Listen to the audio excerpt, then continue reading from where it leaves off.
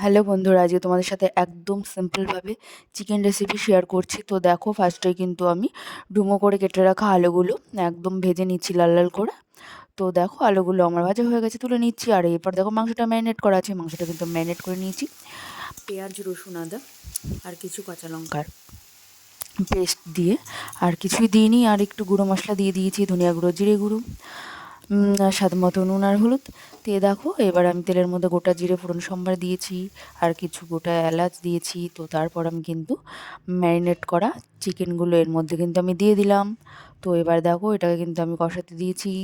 এটা কিন্তু ভালোভাবে কষে আসলে, এটা থেকে তেল ছেড়ে আসলে তবে কিন্তু আমি এখানে একটু জল অ্যাড করে নেব। তো জল অ্যাড করে নিয়েছি। তো এবার দেখো, আমার মাংস রেডি। তো এবার দেখো, আমি কিন্তু খেতেও বসে গেছি। খুবই টেস্টি হয়েছিল এই রেসিপিটা। তোমরা অবশ্যই বাড়িতে ট্রাই করো। ভালো লাগলে অবশ্যই একটা লাইক দিয়ে সঙ্গে থাকো। টাটা।